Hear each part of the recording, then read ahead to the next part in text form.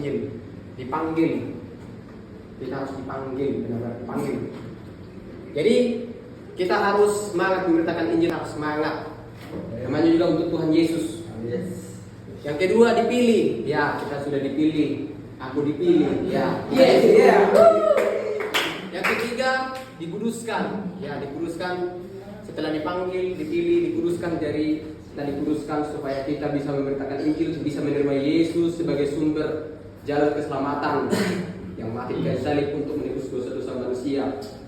Baru diperlengkapi, ya diperlengkapi. Kalau kita baca dalam Efesus berapa ya? Gunakanlah ketopong, baju zairah untuk memberitakan Injil, supaya jangan apa, supaya iblis yang berkuasa itu supaya tidak dikuasai kita, supaya Roh Kudus yang menuntun kita terus. Baru diutus, ya diutus, kita harus diutus.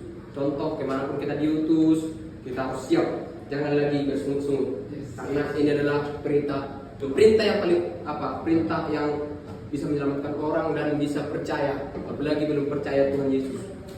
Oke, selanjutnya teladan punya beban. Semua orang yang punya beban. Jadi ada bebannya. Beban itu sangat berat ya, beban itu berat. Tapi harus kita tanggung jawabkan itu. Sama kita seperti di keluarga, apa tanggung jawab kita sebagai anak kepada orang tua, dan apa tanggung jawabnya orang tua sebagai orang tua. Lalu yang kedua, wujud kerjasama Allah dan manusia. Iya, kita harus ada kerjasama dengan Allah, yaitu pertama itu harus mengasihi Tuhan yang paling utama. Lalu yang kedua, mengasihi sesama manusia atau saudara atau keluarga lagi itu. Pokoknya yang diciptakan Tuhan harus kerjasama dengan Allah, tetapi manusia jangan hewan. Jangan hewan, manusia.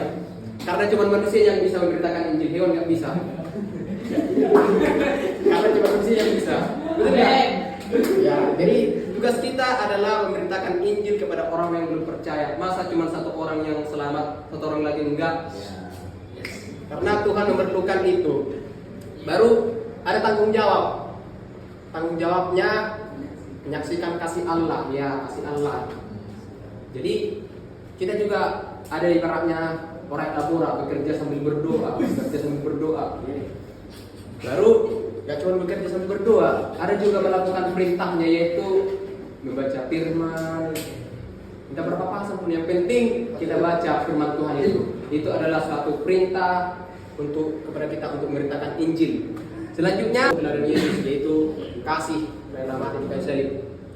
Itu Yesus. Tapi kalau manusia, kalau ada uangnya, nggak ada orang yang memerlukan, kita harus kasih, kita harus beri. Jangan ada istilah bahasa Batak mengatakan polik manggil, jangan ada itu nanti.